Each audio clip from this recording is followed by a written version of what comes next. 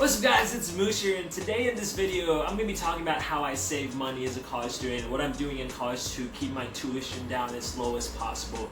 I've been an RA for a while now, and I save about $10,000 a year just living on campus because they pay for my meal plan and they pay for my housing. Other than that, there's a lot of ways I try to save as much money as possible and try to get my student loans down as much as I can. So in this video, that's what I'm going to be talking about. So let's get right to it.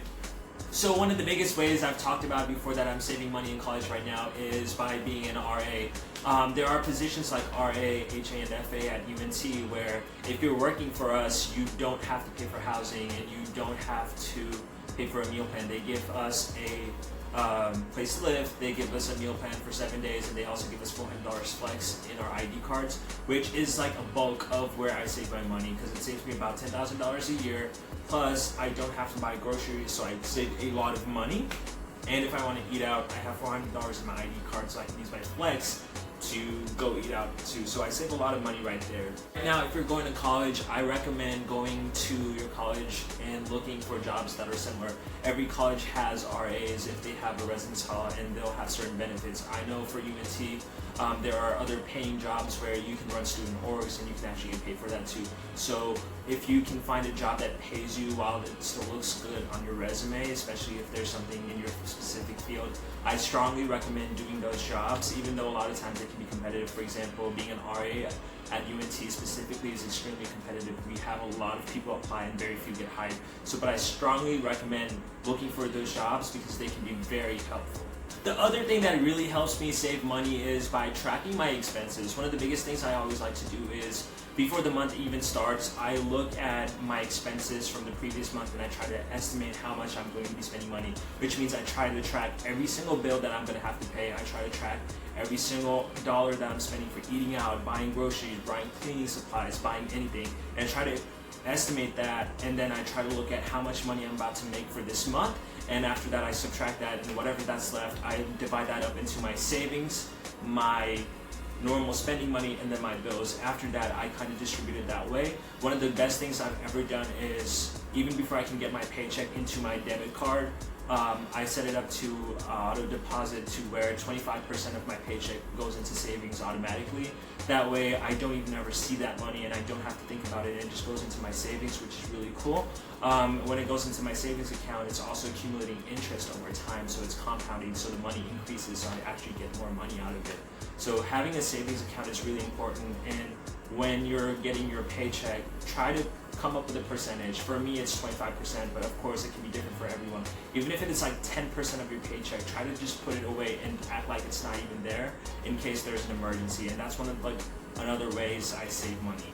I know saving money can be extremely hard for a lot of people, so there are ways to trick your brain into doing it. One of the biggest things I've mentioned before is direct deposit.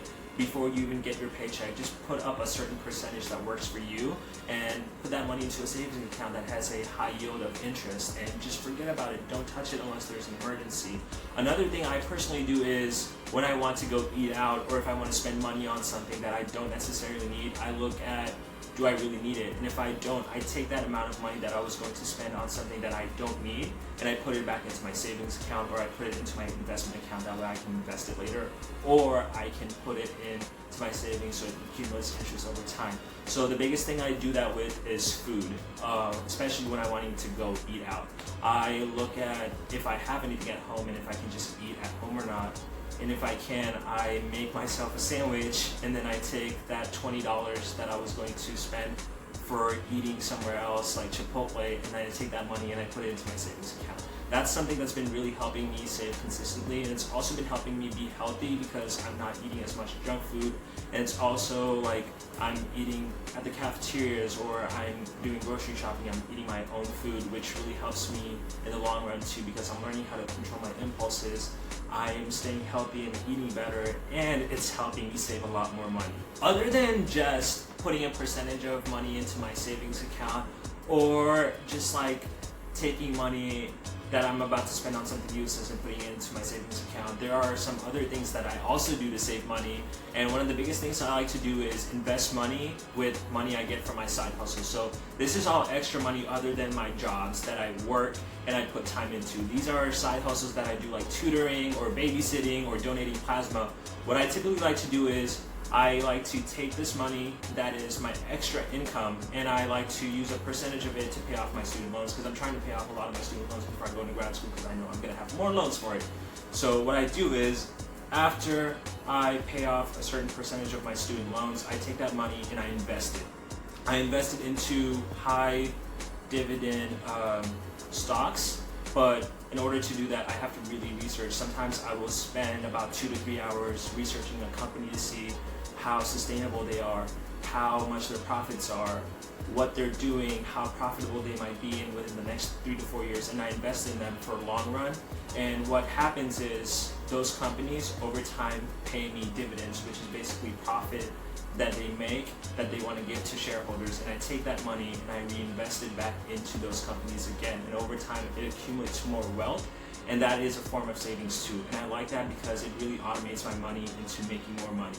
One of the best things I like about saving money is that you can really make your money work and make more money. So a lot of the times you'll see me talk about investing my money into the stock market, because I really like to do that to accumulate wealth over time. I cannot say accumulate.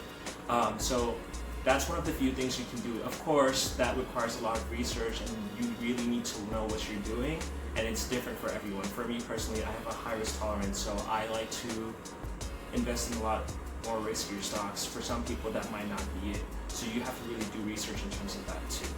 The biggest reasons I recommend saving money is because you never know what might happen. You might lose your job, you might get into a car wreck, something can always happen, and it's always nice to have savings. A recent research has shown that most Americans don't have enough savings for a $1,000 emergency. As college students, we never know what might happen. Again, I come up from a place of privilege where I can have some extra money to save right now. I understand that a lot of times that might not be the case. There was a point in my college career where I was working 40 hours a week just to pay tuition, and I know that things can be hard sometimes. However, if you are able to, try to save money as much as you can, because you can never know what might happen, and try to invest it into something so you can really diversify the amount of income that you're getting over time. That way, if anything ever happens to one job, you can always rely on your side hustles, you can always rely on your side income, or you can rely on assets that you have.